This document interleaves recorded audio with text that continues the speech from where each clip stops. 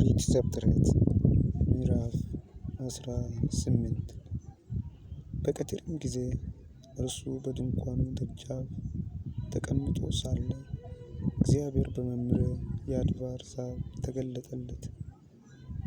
ዓይኑንም አነሳና እነሆ 3 ሰዎች በፊቱ ቆመው አየ።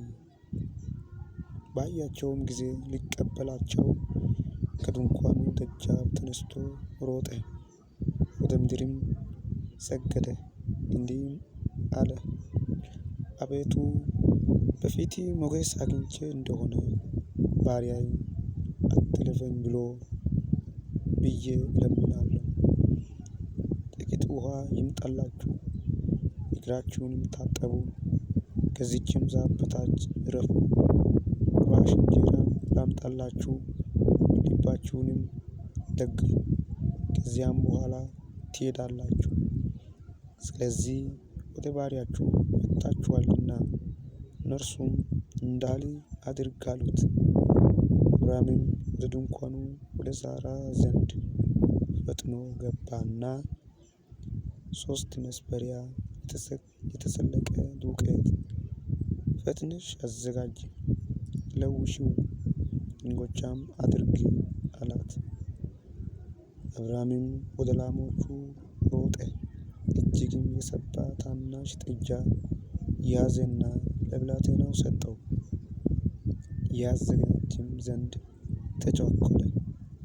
እርጎና ወተትም ያዘጋጀውንም ጥጃ አመጣ፣ በቤታቸውም አቀረበ። እርሱም ከዛፍ በታች በፊታቸው ቆሞ ነበር። እነርሱም በሉ። እነርሱም ሚስትህ ሣራ ወዴት ናት አሉት። እርሷም በድንኳኑ ውስጥ ናት አላቸው። እርሱም የዛሬ ዓመት እንደ ዛሬው ጊዜ ወደ አንተ በእውነት እመለሳለሁ፣ ሚስትህ ሣራም ልጅን ታገኛለች አለ። ሣራም በድንኳኑ ደጃፍ በስተኋላ ሳለች ይህንን ሰማች። አብርሃምና ሣራም በዕድሜያቸው ሸምግለው ፈጽመው አርጅተው ነበር። በሴቶች የሚሆነው ልማድ ከሣራ ተቋርጦ ነበር። ሣራም በልቧ እንዲህ ስትል ሳቀች፣ ካረጁ በኋላ በውኑ ልጅ ይሆንልኛልን? ጌታዬም ፈጽሞ ሸምግሎአል። እግዚአብሔርም አብርሃምን አለው፣ ካረጁ በኋላ በውኑ ይወልዳሉን ስትል ሣራ ለምን ሳቀች? በውኑ ለእግዚአብሔር የሚሳነው ነገር አለን? የዛሬ ዓመት እንደ ዛሬው ጊዜ ወደ አንተ እመለሳለሁ፣ ሣራም ልጅን ታገኛለች። ሣራም ስለፈራች አልሳቅሁም ስትል ካደች። እርሱም አይደለም ሳቅሽ እንጂ አላት። ሰዎቹም ከዚያ ተነስተው ወደ ሰዶም አቀኑ። አብርሃምም ሊሸኛቸው አብሮአቸው ሄደ። እግዚአብሔርም አለ፣ እኔ የማደርገውን ከአብርሃም እሰውራለሁን? አብርሃም በእውነት ታላቅ ብርቱ ሕዝብ ይሆናልና የምድር አሕዛብ ሁሉ በእርሱ ይባረካሉና። ጻድቅና ፍርድን በማድረግ የእግዚአብሔርን መንገድ ይጠብቁ ዘንድ ልጆቹንና ከእርሱ በኋላ ቤቱን እንዲያዝዝ አውቃለሁና። ይህም እግዚአብሔር በአብርሃም ላይ የተናገረውን ነገር ሁሉ ያመጣ ዘንድ ነው። እግዚአብሔርም አለ፣ የሰዶምና የገሞራ ጩኸት እጅግ በዝቶአልና ኃጢአታቸውም እጅግ ከብዳለችና፣ እንግዲያስ ወደ እኔ እንደመጣች እንደ ጩኸቷ አድርገው እንደሆነ ወርጄ አያለሁ። እንዲሁ ባይሆን አውቃለሁ። ሰዎቹም ከዚያ ፊታቸውን አቀኑ፣ ወደ ሰዶምም ሄዱ። አብርሃም ግን በእግዚአብሔር ፊት ገና ቆሞ ነበር።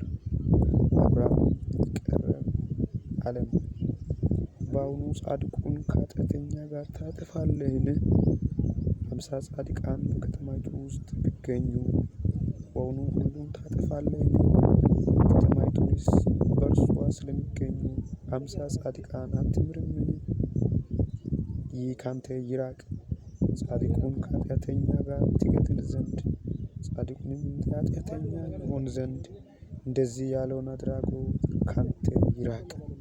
የምድር ሁሉ ፈራጅ በቅን አይፈርድምን? እግዚአብሔርም በሰዶም በከተማይቱ ውስጥ 50 ጻድቃን ባገኝ ስፍራውን ሁሉ ስለ እነርሱ እምራለሁ አለ። አብርሃምም መለሰ አለም፣ እኔ አፈርና አመድ ሲሆን ከጌታዬ ጋር እናገር ዘንድ እነሆ አንድ ጊዜ ጀመርሁ። ከ50 ጻድቃን 5 ቢጎድሉ ከተማይቱን ሁሉ በ5ቱ ምክንያት ታጠፋለህን? ከዚያ 45 ባገኝ አላጠፋትም አለ። ደግሞም ተናገረው እንዲህም አለ፣ ምናልባት ከዚያ 40 ቢገኙሳ? እርሱም ለ40ው ሲል አላደርገውም አለ። እርሱም ጌታዬ አይቆጣ፣ እኔ እናገራለሁ፣ ምናልባት ከዚያ 30 ቢገኙሳ? አለ። እርሱም ከዚያ 30 ባገኝ አላጠፋም አለ። ደግሞም እነሆ ከጌታዬ ጋር እናገር ዘንድ አንድ ጊዜ ጀመርሁ፣ ምናልባት ከዚያ 20 ቢገኙሳ? አለ። እርሱም ከዚያ 20 ቢገኙ ስለ 20ው አላደርገውም አለ።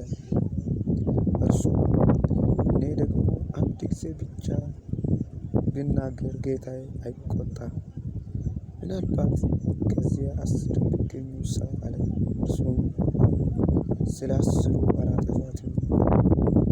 እግዚአብሔር ከአብርሃም ጋር ንግግሩን በጨረሰ